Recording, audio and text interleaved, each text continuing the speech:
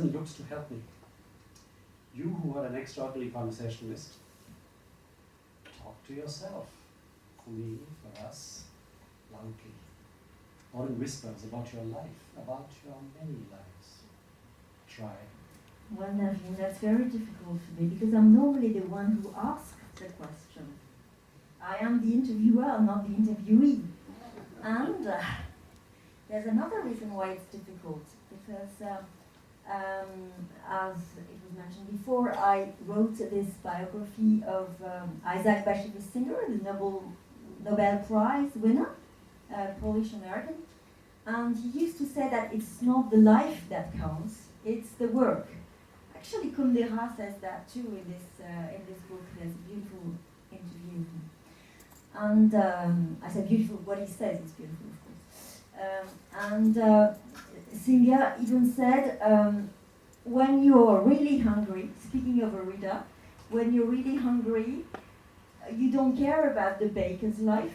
What you want is the bread. But I don't quite agree with that, and I think life is important, especially life of writers. That's why I try to interview them in a way that could, reveal what they really are, because I'm convinced that between the baker and the bread, there is some kind of relationship, and the life of the baker can actually shape the bread or give it a particular flavor or a particular taste according to what his life has been. So what I usually try to do is what you're trying to do now, being face to face with them, because I'm sure that for writers, for artists, for musicians, for painters, it's quite simple what really drives them. It's some kind of primary emotion. It might be a feeling of loss, a wound, a feeling of anger, what else, a humiliation, something very deep that's going to remain there deep down and leave some kind of seal that will never be erased. Does this make sense? Yes, it does. And it's always around this thing. I don't know what to call it, the thing, because it can be seen as a black hole, but it can be seen also as a gold mine, because this is exactly what they turn around and around and around in all their books, and they want to sort of approach it or clarify it, and this is what makes them creative. And one day I was discussing this with Saul Bellow in the States before he died, of course, and I said that I could myself visualize this thing, and I could see it as a ball, kind of ball, like a tennis ball, for example, and to me it was located there, somewhere here. So he looked at me and he said, "That's interesting, but why not here? Or here?" And I said yes, and I didn't know what to answer. I had no answer to that. And then, interestingly enough, later on in Shanghai, I met a Chinese writer, Yu Hua. He's also in that book. Very promising young Chinese writer. And we were also discussing this, and he said, "But this is obvious. You don't know Qi Jing or something like this." I'm not very good at that. I said, no, I don't know. What is it? And he said, it's a very old, the Chinese have this very ancient way of, and they talk about the Tantien, and it's the center of energy, of vitality, and it's situated there. And it's a kind of ball, it's called the Tantien. And then he added, it's the center of energy that you're trying to unveil when you're interviewing somebody. So now what I understand from your questions, you want me to talk about the various me's that are in me. And so you're trying to find the Tantien and touch it? That is much more articulate than my question, but yes, it would be lovely to do that. It's something I'm not accustomed to do because normally I do it with others. So, but trying to think about it, there's a line that came back to my mind saying, the purpose of a life is to end up with a book. So in my case, there are various books, and when I think of this variety of books, there is one, or each of them are linked to one phase of my life, or rather to my various lives, the various lives that are in my lives.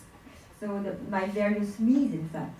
So I've had three professional lives as far as yet.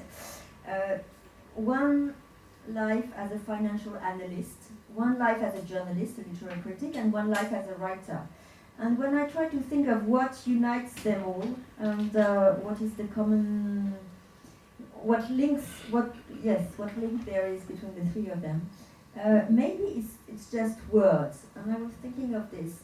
When I became a financial analyst, it's the words of others. Others told me, you can't be a doctor, you can't be this, you can't be that. Why don't you do this? Do a business school, it's good, very good for you. So the words of others led me to an impasse.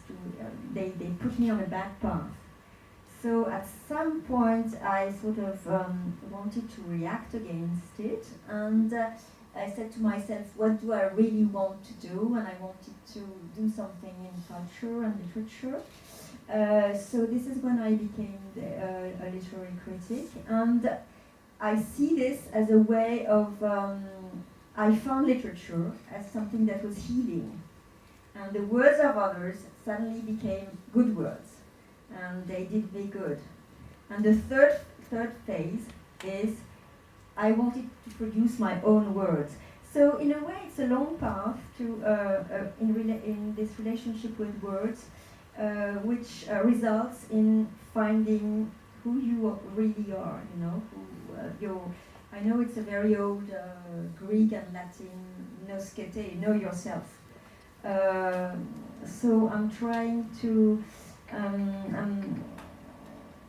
I'm seeing this whole path as a way to approach this Tantien, or this ball that I was mentioning earlier. But I'm only in the middle of the path. There's still way to cover. Well, it's a kind of ongoing, continuous, parallel process, all these various lives. Sometimes you live one, sometimes you live the other, sometimes you live them all together. And, we have to arrive at our questions skating on very thin ice. What else is there but the fragile, all-sinking layer between what we call the autobiographical and what we call fiction that one creates of our own lives. So tell me, what do little girls dream of? Do you, Florence, remember her dreams? The girl you left behind years ago?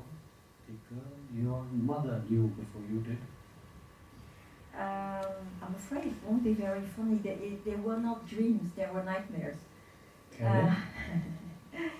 And this is precisely, the wound that I was mentioning at the very beginning. When I was 6, my mother disappeared, and I couldn't understand where she was. So I asked my father, the rest of the family, and they would say, well, she is traveling, or she'll come back soon, and so that was horrible because I didn't know what was going on. And later I discovered that she had bipolar disease, and she was regularly sent to psychiatric hospital. And of course this is, when you have bipolar disease, it's not like when you have a broken leg. You don't say it, it's a kind of taboo. So especially in our old conventional bourgeois family, this was completely unsaid, untold, and there was a huge mystery on it. But the fact that she could be there and suddenly disappear, that happened all of a sudden. Before this, before I was 6, life was very easy. We used to live in the Loire Valley, in a chateau near a big house, big mansion, near a river with huge land around it. So it was really a paradise, golden phase of my life. And then suddenly there was this, everything collapsed. So in this book, in The Gift, which we will talk about later, I'm trying to analyze this primary, very painful emotion, which results in the fact that you were living in a paradise, and suddenly this paradise is lost, and how it will shape your life forever. Because you will get the sensation all your life, and this is something you will never erase, that when something happy happens, you can't be too happy.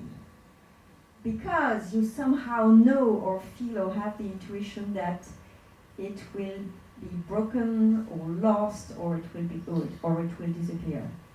So it's awful, because in fact, you are not yourself bipolar, you are not ill, you're not sick, your brain is okay, but it's been shaped. The way you look at the world has been shaped forever, but by somebody else's disease. In a way, it's as if you were a prisoner of the mother's brain, and this is what I'm trying to describe in this book, The Gift. Yes. Thank you. Just because you brought up this image of the wound,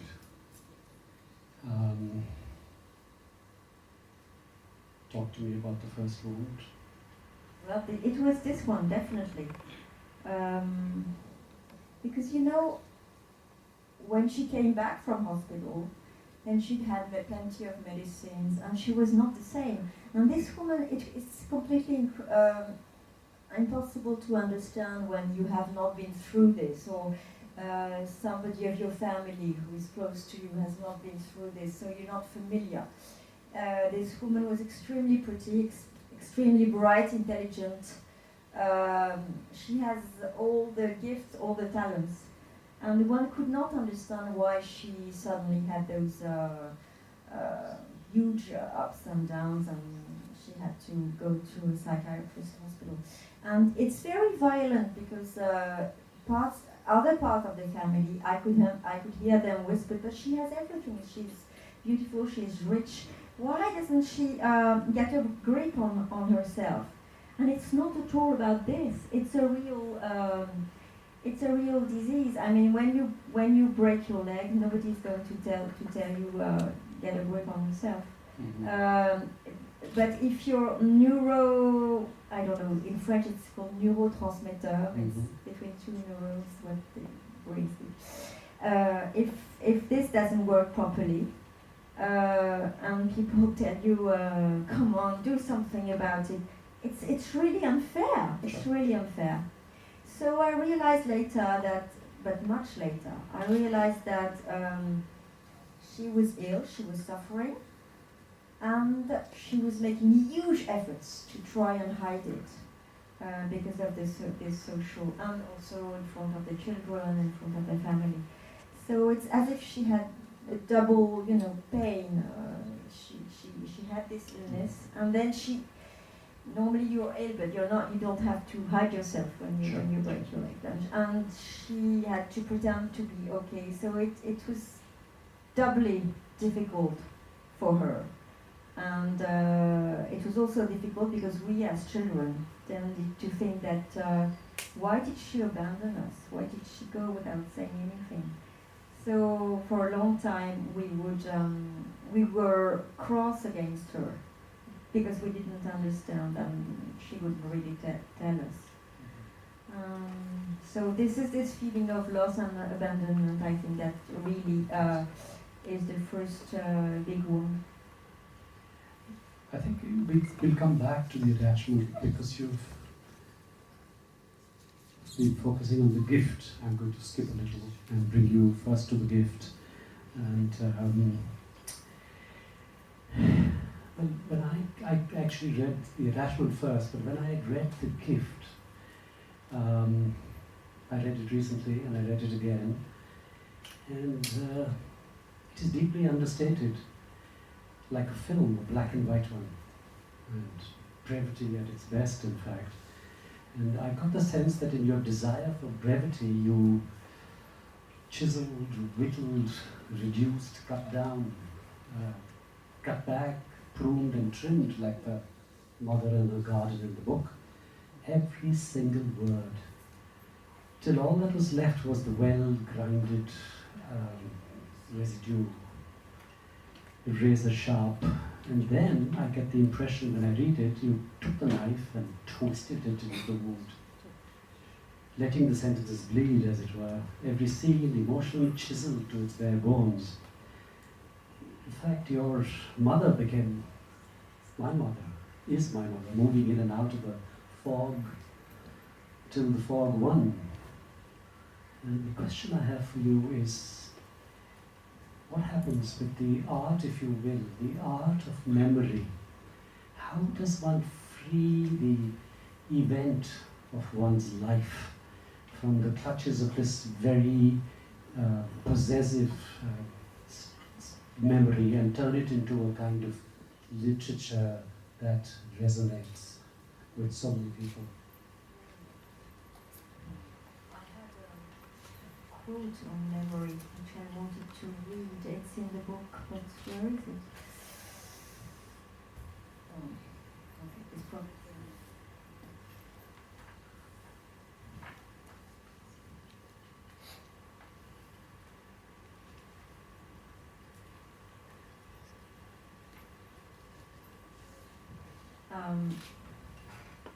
No, I won't find it. I lost it. No, here it is. Okay. Yes, it's Freud said that. Actually, when we're talking about bipolar disease or about even a love story, falling in love, falling out of love, being attached or detached, this has a lot to do, to me, with science. As I mentioned, neurosciences earlier. But I'm also very much influenced by psychoanalysis. So literature, science, and psychoanalysis. And psychoanalysis, Freud has very interesting things to tell us about memory, as we know. But I love that idea that I'm going to read to you, because it really answers your question, I think, in terms of how does memory and remembrance work. Freud thought that we reinvented our memories throughout our lives. Neuroscience confirms that intuition. What we remember is not the original memory, but the one that it was the last time we thought about it. Should I repeat this? What we remember is not the original memory, but the one that it was the last time we thought about it. Memory is an act of the imagination. We recreate the past to better dream of the future. That's very beautiful. I think it might be interesting to read these short, chiseled, bare-boned texts from the book. They're very short because I think brevity is important. In terms of aesthetic, I find it more powerful when it's like that. Like a haiku is more powerful sometimes than a very long poem, or something which is reduced to its own. Giacometti is for me more powerful than Nikit Sanfal, who does very big sculptures. So I prefer when it's condensed. And also brevity is important because there are all these little pieces, like a mosaic, and it's not a linear form of a novel, like in the 19th century, because I think it's more modern like this. And also it's more consistent with the way the real world comes to us. it comes like little flashes of the memory, flashes of everything, quick feelings, sensations, transient sensations. It's a bit like this stream of consciousness of Virginia Woolf, but it's very small things and put together. I hope in the end it makes like what Henry James called une figure dans tapis. It finally draws something that will appear like a puzzle. To me, as I said, I mentioned the film analogy in the beginning, but I mean, this is a very personal impression, but I get the sense that the form of the way these short texts appear actually reminds me of the mother, of both the mothers, your mother and your mother in the book. It's almost as if this is the way she would see things or talk, or impressions would come to her like little bursts of light sometimes, and sometimes they would slip away. That's the impression I get. But let me read a little. One of my most painful childhood memories. I'm standing on the platform of a train station, yet another station. I'm 10 years old, blue coat, blue eyes and blonde hair, carefully parted and braided on each side of my head. The braids are not as meticulously and tightly plaited as when my mother does my hair. Then not a single hair sticks out. She likes neat and tidy children. On that day, I'm alone with my father. I'm about to take a train to Lausanne, the Trans-Europe Express, or TEE. Papa said, squeezing my hand. He injected a hint of admiration his voice meant to imply. You'll be traveling alone on that famous train. Do you realize that even at my age, I haven't taken it yet? Actually, all he said was, Switzerland is a beautiful country. You'll see.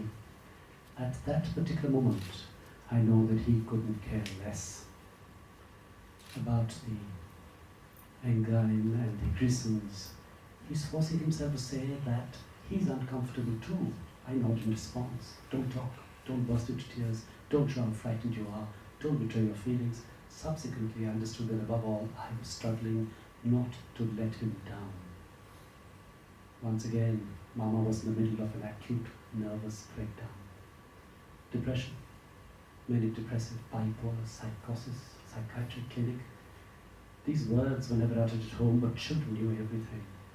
During a previous episode in which my mother had to be rushed to the hospital, my grandmother had looked after my sister and me.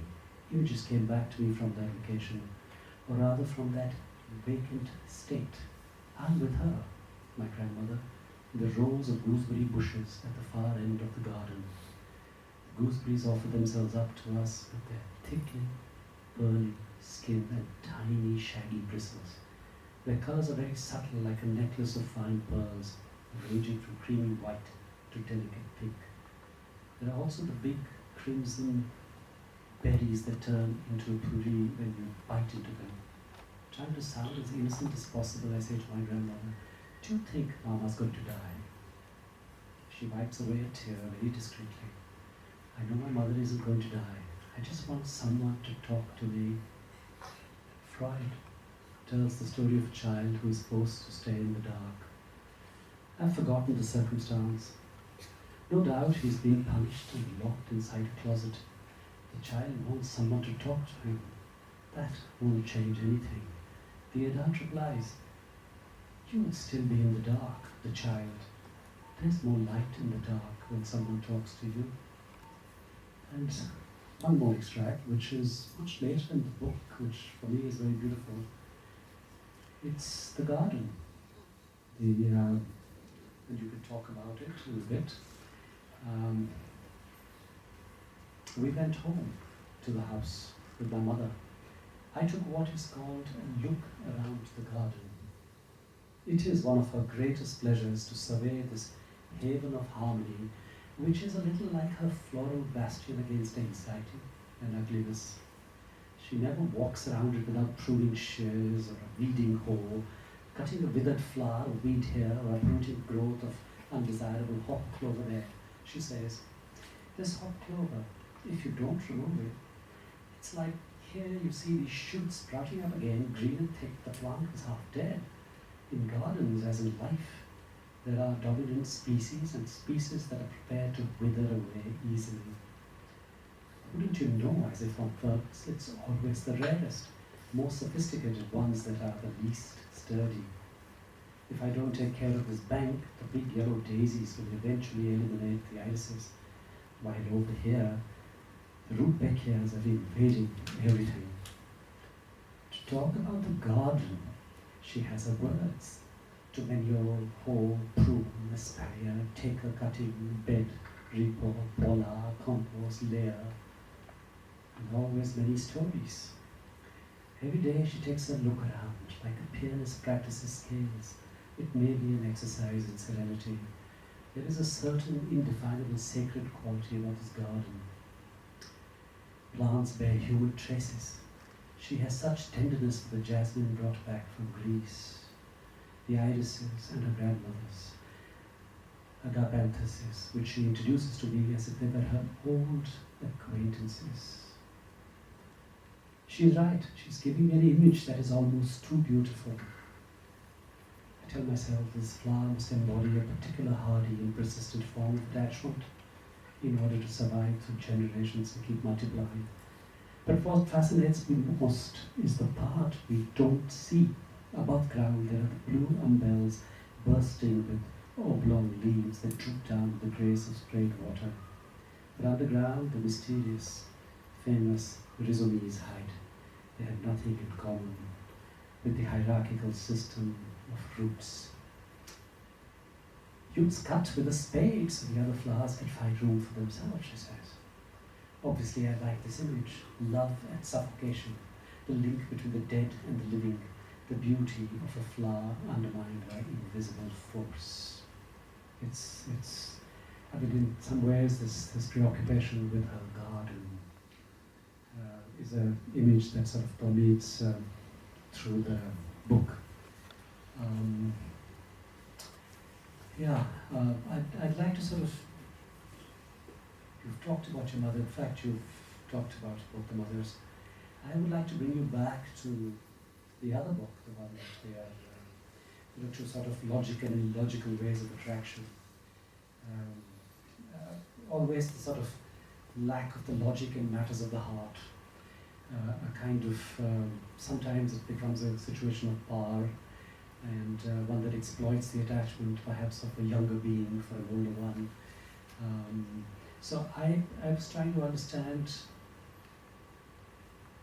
this business of normality, because the book is, I will read that extract later, but the sense that what is normal, an older person, an older man in love with this very young girl, and her relationship with her daughters when she's much older. Could you tell us a little about the normal and the abnormal in relationships and attachments?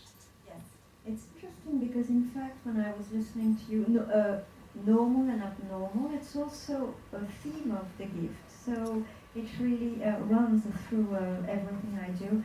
And in the case of this bipolar mother, just a last word about that. Yeah, please.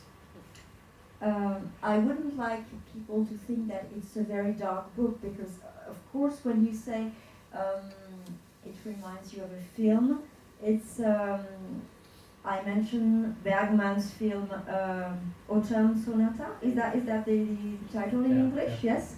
So it's a bit in that mood, and you read extracts of related to painful memories. So all this could seem quite gloomy and dark, but I think it's very important to say that in the end, the narrator, she discovers that this particular abnormal state of mind, this abnormal brain, this bipolarity, is also can also be something precious. And there is a list of great bipolar people throughout history. ranging from Anderson to, I think, Churchill and Gauguin, and, well, painters, politicians, musicians. So she understands that it can also be a source of creativity. It can also be something positive, provided you reconcile yourself with the fact of having it inside you, and if you accept to live with it, it can be turned into something positive. That's why it's called the gift. And while you're on the subject of the gift, tell us a little, and then we can round this part off, about the gift itself, the sort of the legacy or the gift that is given. Oh yes, it's also called the gift. It's a play on words because it starts in a notary's office, a lawyer's office, and so you've understood there's a mother and a daughter, and the daughter is being given as she inherits a house. This property I was mentioning earlier. So this is the gift in itself. It happens in this notary's office, and suddenly all the past comes back to the surface, and she remembers her childhood, and she gradually understands how this bipolarity of the mother has shaped all her life. That's why it's called the gift. The gift that takes place materially. And the symbolic gift of because she's obsessed. Have I also inherited this bipolarity or not? And am I going to transmit it to my own children? Is there something like it's about transmission and who we are and what we're shaped by? I would read a little from the attachment, and then we can get into. And normality, I did not answer your question about normality. I was going, in fact, if I may read this page, it Absolutely. ends with normality. Yes. We can try and see if we can come back and revisit the question, which is this Marie from the attachment again. I turned 49 this year. Maybe that's why I'm writing to you. You were 49 when we met. It's strange how old you seemed to me then, my dear H. I can tell you that now. The paradox, although I was only 17 at the time, is that I also felt beyond any age, an old young person.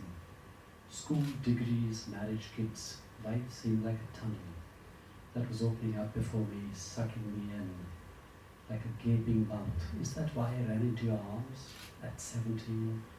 Was my mind already distorted from being too far removed from life?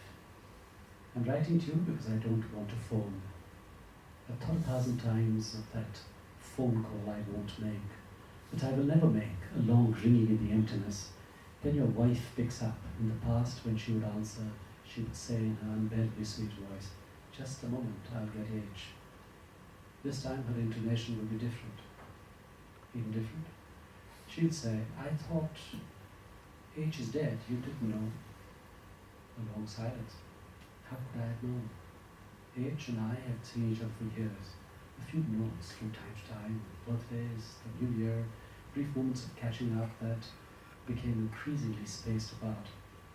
In our imaginary conversation, your wife continues. She talks about the winter, the cold snap. She mentions the word coma. She talks about your heart as if I didn't know it. She still has that sweet voice that I detest and respect at the same time. But this time I think I detect tones of revenge. She has regained her power over the fallen ex-Lolita. Suddenly images of your funeral surge up before me. Your wife is leading the ceremony by herself. The last thing she needed was for me to be there. No, my dear, you have done enough to ruin my life, don't you think? In real life she wouldn't say that. She wouldn't say anything like that on the phone. I'm the one who would like her to explode for once with the violence she never showed, out of love, pride, dignity. On that day, in any case, she would be the official widow standing up straight between your two sons. They were around my age. I wonder whatever became of them. As for her, she would have to wait for your death for everything to get back to normal. Normal indeed. Everyone always uses the word. I can still hear my mother your relationship is not normal. So this business of what is normal in relationships, and the fact that all your books tend to be wonderfully linked, the characters that go in and out, there are mothers and daughters and so on and so forth. So in that context, I was sort of soliciting a comment on what you think is normal. So the attachment is a very simple story. Marie is a student in high school. She's 17 and she falls madly in love with her literature teacher.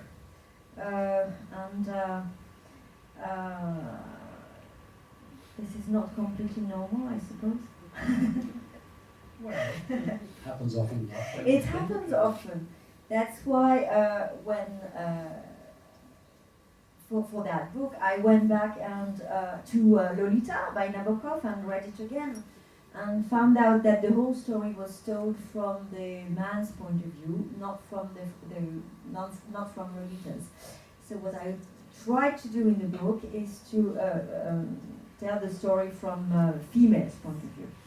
So now we are in Mary's head, and being in Mary's head, what does she think? She thinks that this man, H, has a wonderful voice. He speaks like a cello.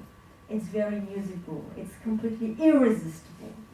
What is also irresistible is that his culture is just so deep. And not that, but the literature, music, painting, all the cultural knowledge he has is completely intertwined with life. It's completely alive, it's completely normal, that's what she likes. And he does her good, and he makes her discover literature and sensuality and all the rest. So she's completely attracted, she can't help it. She really falls for him, and it's normal, completely normal, even all this. In the book, there's only one character who, with Marie, finds it quite normal. All the others think that it's a real catastrophe, of course. But the only one who says that it's not necessarily a catastrophe is the father. And he says, a first lover who is mature is no doubt better than a novice without experience. Okay, I don't know whether this is people can agree with that, but it's also slightly a taboo even nowadays. And the father continues and says, it's not a proof of good health to be perfectly integrated into a sick society. So, does it answer the question of normality? You can never fully answer questions of normality, but yes, Marie is convinced that she's completely normal, and the others are the fools. Because I'm interested in the fact that we like portraits that are true to life. The attachment certainly is a kind of clearly there is a sort of strain of the autobiographical, and I'm curious as to how much autobiography there is, because everybody's curious about these things, and whether everyone really allowed the affair to be sort of carried out in the open. That's the impression one gets. Or maybe everybody did treat it as normal in that sense. In my experience, the French are no more open to flaunting affairs than others, but a bit.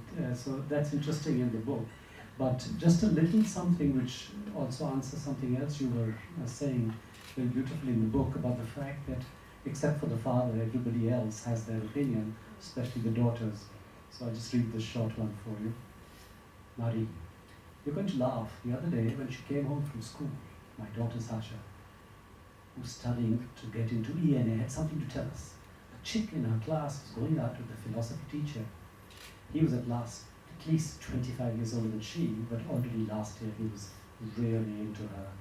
Now they've been together for several months, and the girl just announced that she's pregnant. My daughters were horrified. That's disgusting. I tried to get them to talk about it. Why were they so disgusted? because the situation veered from the normal images of happiness, or on the contrary, because it felt in the stereotypes of Manhattan. Was it the difference in age that shocked them? Was it the man or the girl they judged? Did they consider him immoral, selfish, too good, or not good enough for her? Did they really think she was silly, a flirt, or flighty? Guilty or the victim? Who was the dupe of whom? Was it the baby they felt sorry for, or did they simply find the idea of grey hair next to blonde unacceptable? I didn't get a clear answer, just disapproval. He was old and ugly. One of them asked how someone would have a thing for a dinosaur. The others laughed. I told myself that at least my daughters had their feet on the ground. I thought of Harold and Maud.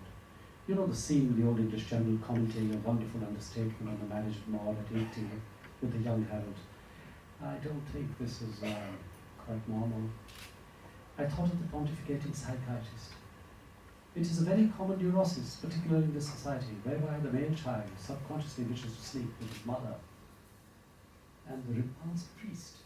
I would be remiss in my duties if I did not tell you that the idea of your young, firm body commingling with withered flesh, sagging breasts and flaggy buttocks make me want to vomit. You can imagine I didn't launch into any sort of defense. I asked neutral questions, but I must have given something away. They occasionally reacted to my questions. And no fool's day started to suspect something. Might I once have had a thing with my philosophy teacher? As they probed, they constructed a little story in which you, Heidegger, and I, Hannah Arendt. They didn't ask if you were a good lover, but every once in a while the traitors they snuck in a little jab. Was Heidegger cool?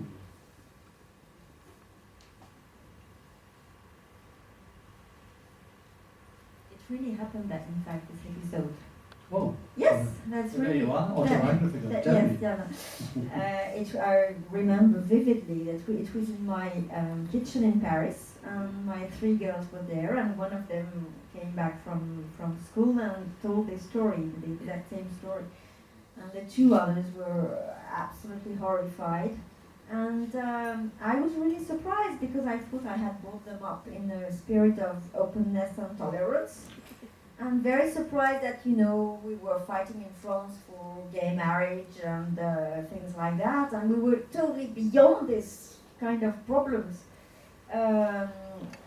So I wondered why this was still such an awful thing in their mind, and this was the starting point. The question that one of them asked, in fact, is she actually said something like, "I wonder what can." Cross the mind of a pure white candid dove who falls for a dinosaur." Thank you. Yeah, I think we're sort of moving into the last phase, and I'm going to go back to the beginning of this relationship. We've never met before, and we met yesterday for the first time, but we have a relationship where we write letters, and attachment? I may have an attachment. Older man, younger woman. Anyway, we'd like to sort of conclude with a small exchange, which I think will help us understand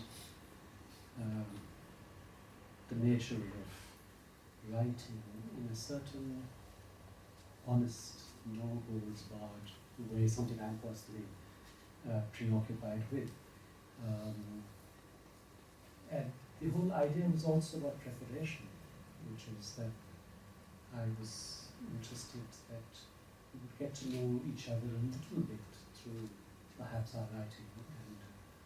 And so I'm going to read the letters I wrote to her with 2 questions specifically, and she will, I hope, respond. It's an exchange really on writing books. So, what, in your opinion, I asked her, is an honest piece of writing? And before she could answer, I went on to answer it. One that has retrospective logic born out of intuition at the time of writing. Logic that you recognize later, but not at the beginning of the journey or even during the process.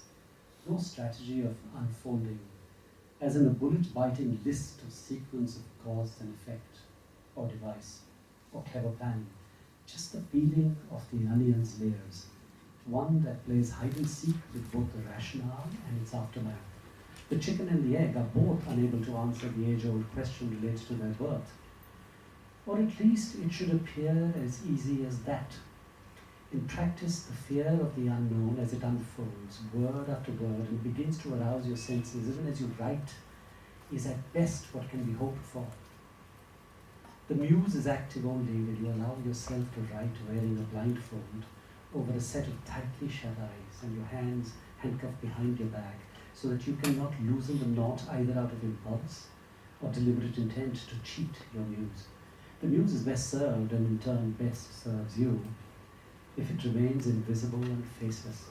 Grids or cleverly crafted scenes will make for skillful writing, or even good writing, or writing that will make excellent reading, faultless even, but not honest. Honesty implies vulnerability, fragility that comes accompanied by trepidation. Will the words I knit make sense and resonate with the reader as their own truth? It doesn't matter how harsh the truth is. For it to work, the wide variety of readers out there have to make it their own truth. And to do so, it has to be able to slip past their defenses, their armor of rehearsed responses. They need to simultaneously be exhilarated for themselves and full of nervousness for you. Your vulnerable self made visible through their reading, but not as defect, as literature.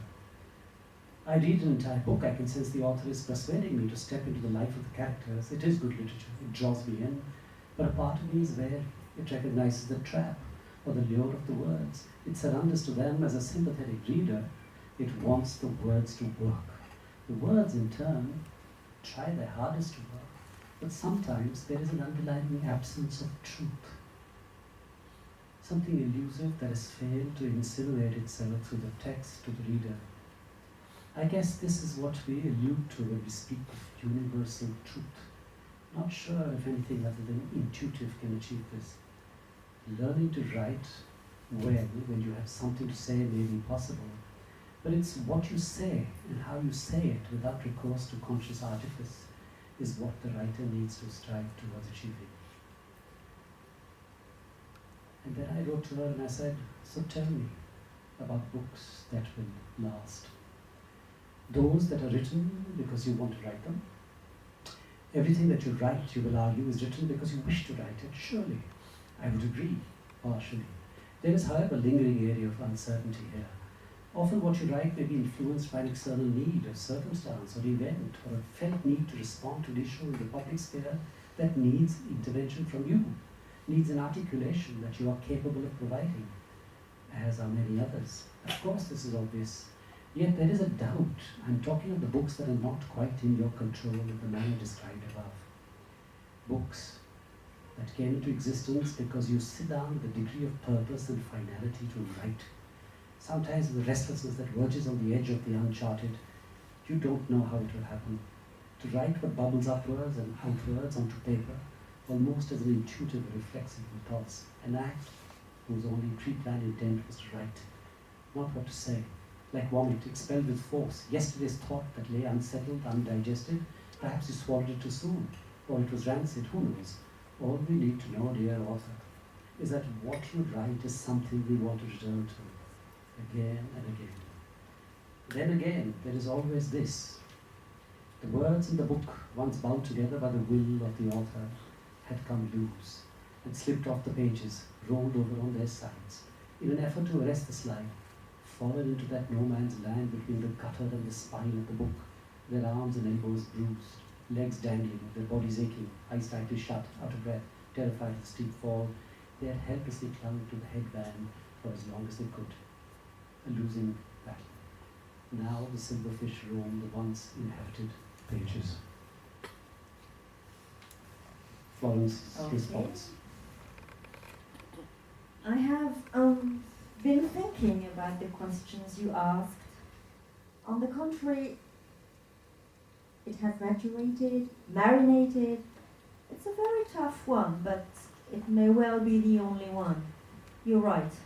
Now it's not only the writer, but also the critic who is speaking. So, what makes a book last?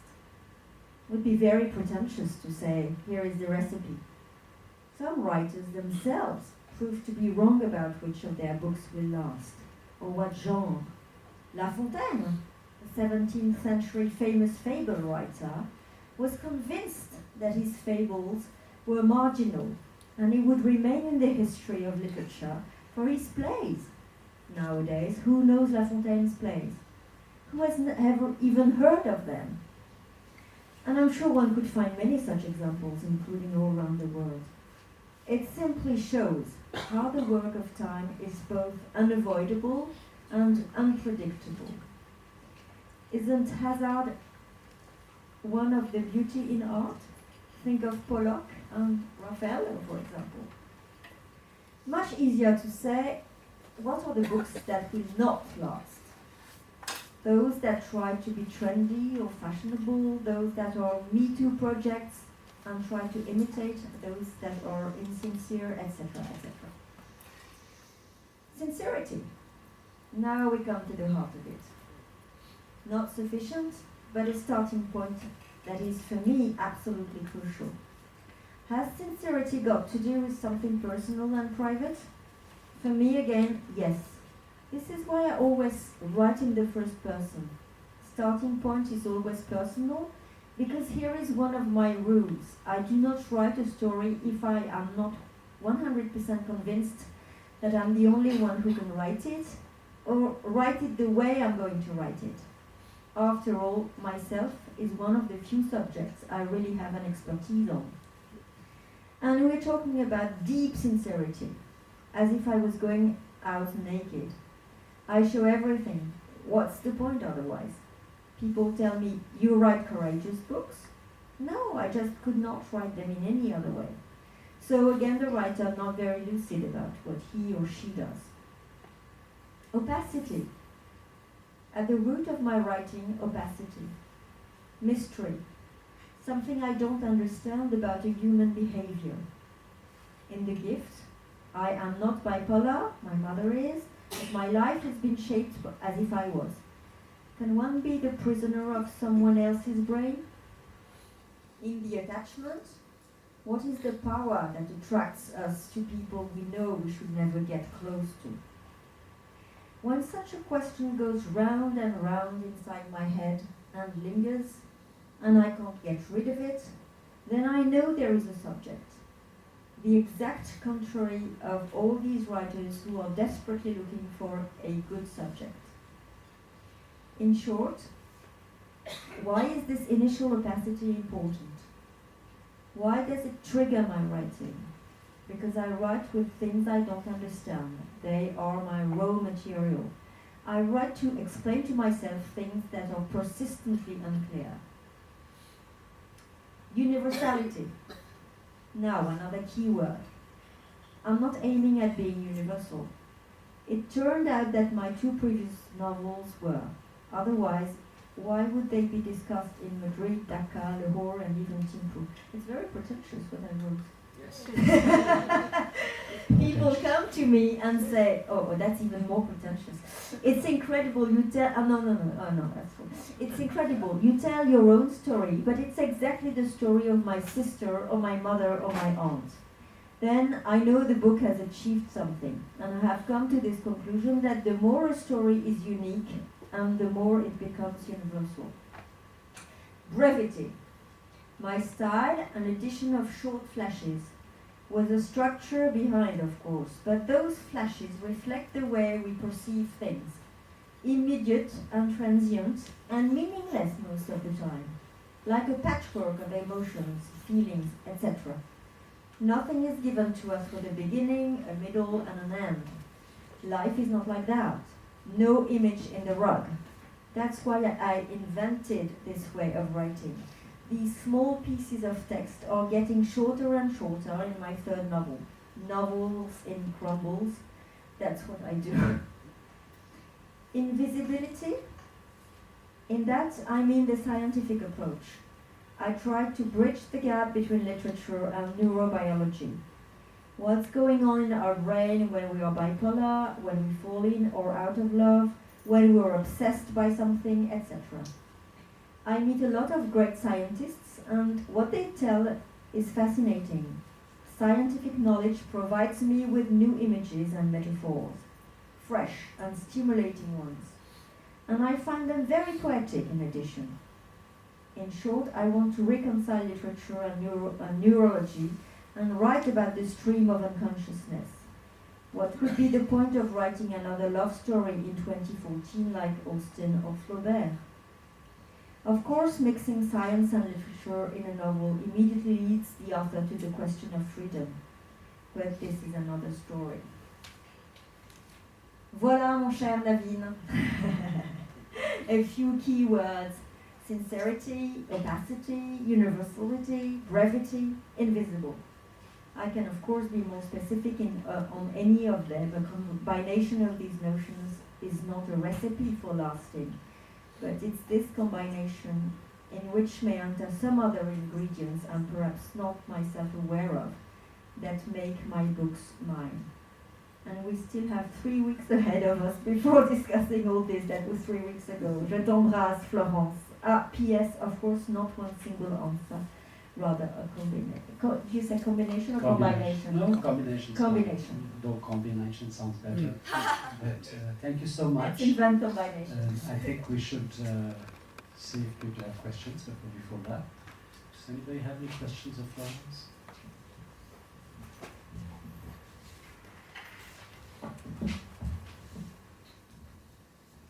I would just like to congratulate her that we really enjoyed her sincerity, her eloquence, her clarity of thought, the way it was communicated.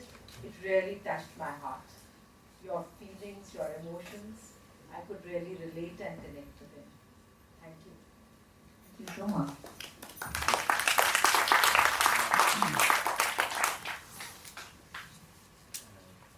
I have yet to read your books, but I enjoyed the talk and I'll read your books very soon. But I'm very curious, about your interest in neurobiology. Was it solely because of an explanation about your mother's disease, or you had other influences which attracted you to neurobiology?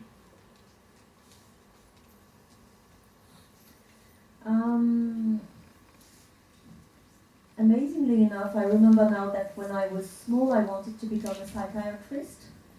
So maybe I've been one in a previous life, I don't know. And it's true that when I got interested in what was this bipolar disease, what it was caused by, and I opened this book of neurology, the discovering science, this scientific world was really like discovering another continent, as if I had opened a door. And as I was saying in this letter to Naveen, I found that for a writer it's also a source of new, fresh images, metaphors, sources of inspiration. And I'm really surprised that not more writers use it. Some do. I'm thinking of a very good American one called Richard Powers, who's really gifted and talented. He does this too.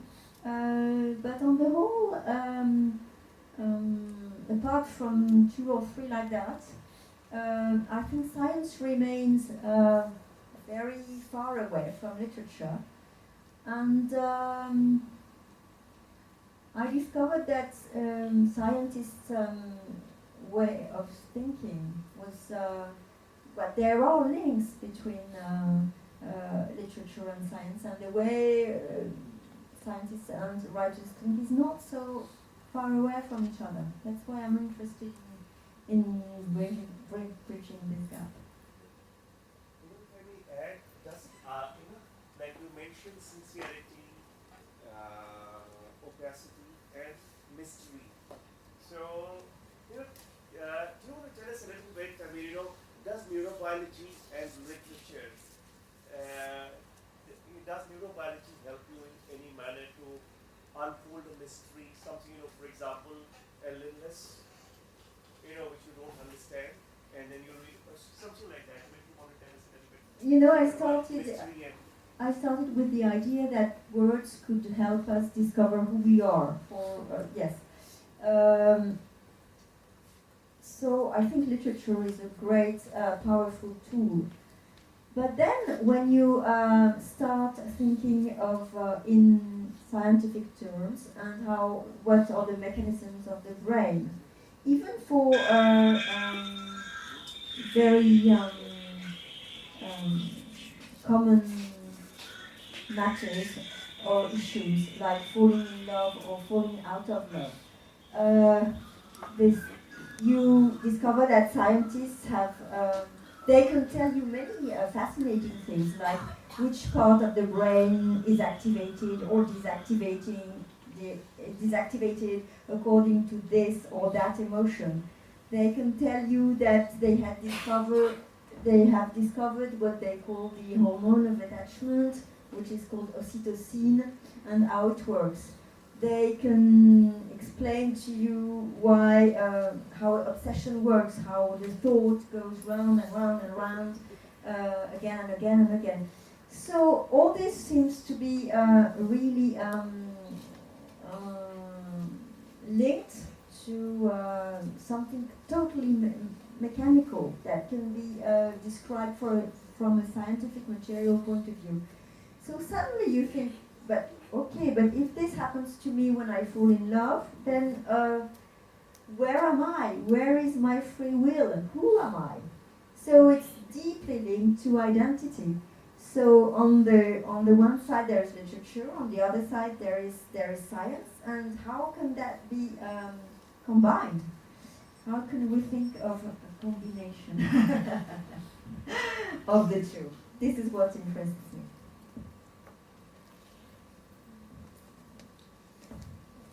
Hi, it was a great conversation.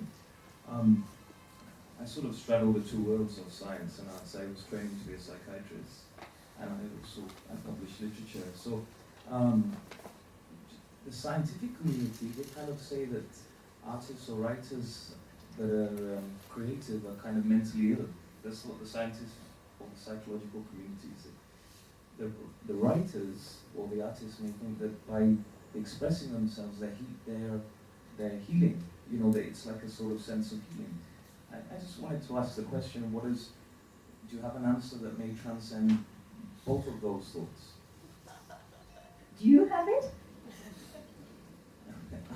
I'm to ask a question then. I couldn't suspect that this conversation would end up with transcendence. No, but again, it's interesting because we come back to the question of normal, abnormal. Abnormal being the most creative ones, another kind of gift. No, I can't really think of a satisfying answer just like that. But what struck me once, I was in Vienna visiting Freud's apartment, very moving, and there was a letter there, and he was writing to Schnitzler. So here's the scientific Freud writing to the playwright Arthur Schnitzler. And he said, look, I like you and I respect you, but I think I'm going to stop seeing you. Because what is annoying with good writers is that I think they know things better than we psychoanalysts do sometimes. And they have intuitions in their novels, in their plays, that really they were pioneers. They have discovered things that we now can prove scientifically, and so this is really getting on my nerves. So I'm not going to see you anymore. And I found this really funny. One more question. You didn't talk about these miniatures that you've been writing for long in Le Monde, the literary columns, so to say. So we noticed that you must have met a lot of writers and interviewed them at at a stretch to have produced a miniature. So how was that experience, the array of writers you met, and I mean, how were the conversations, and did you find some people at least remarkably disappointing at times? Well, the remarkably disappointing ones are not in this book. First of all, let's get rid of them and forget them. I'm not in the book. I hope there will be a volume 2, because at that time I didn't know you.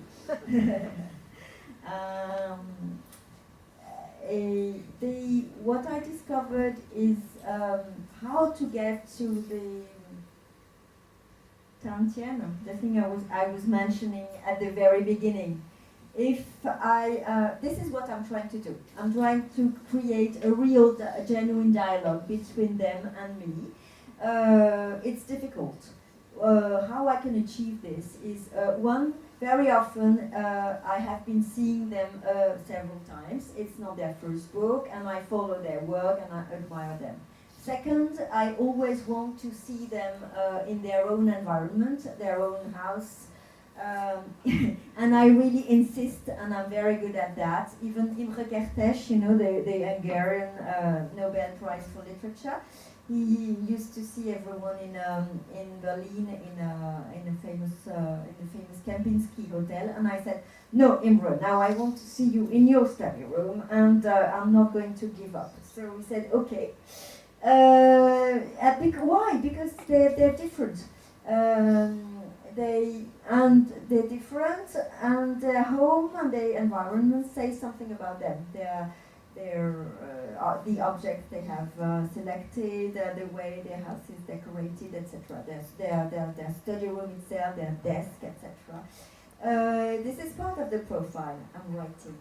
And what else? Yes, because in contrast, if I don't do that, more and more the publishing world is getting so commercial and so business-oriented that publishers, French publishers, they say, okay, let's tell whoever, Ishiguro, tell him to come to France, and or Le Carré, even better. So there will be a huge demand of interviews. So he'll be there, staying at the plaza, and all the journalists will see him for 30 minutes, and then it's like a factory of an interview after interview.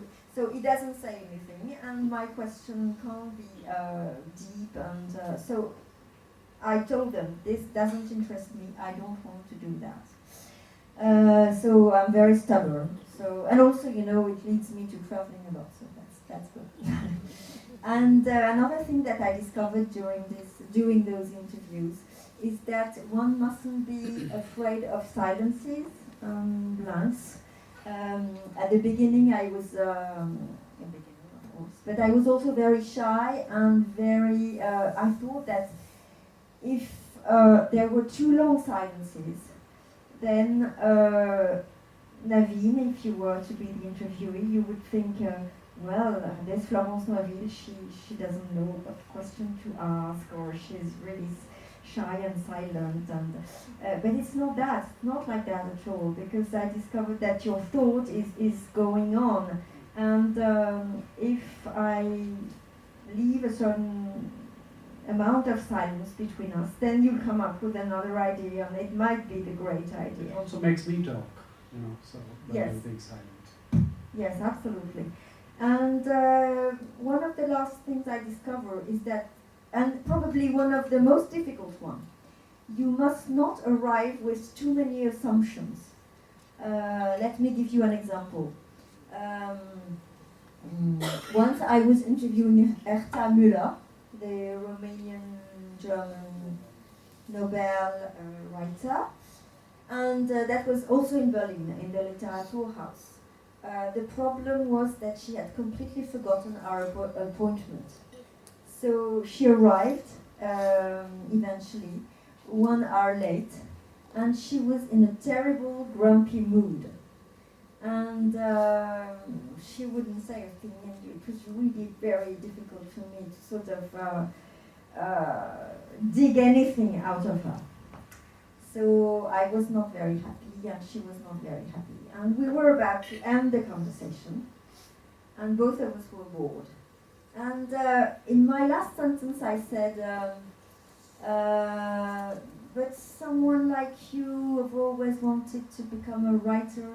And then she interrupted me, and she said, no, I never said that. I've never wanted to become a writer.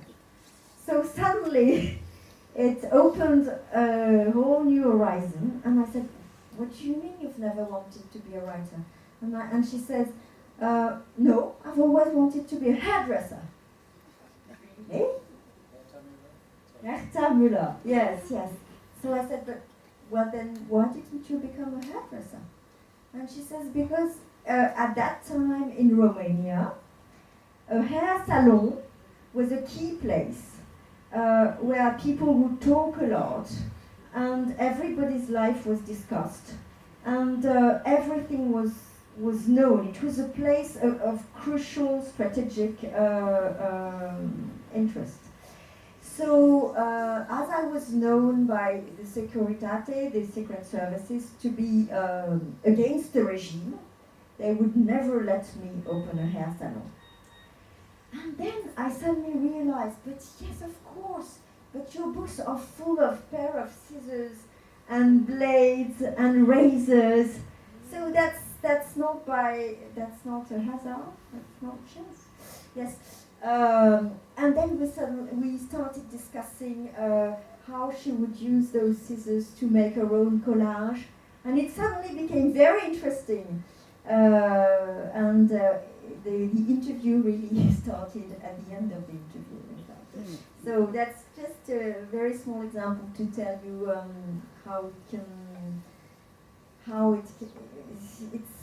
it's related. It can be related to something very tiny. If I hadn't pronounced this very stupid sentence, it wouldn't have happened.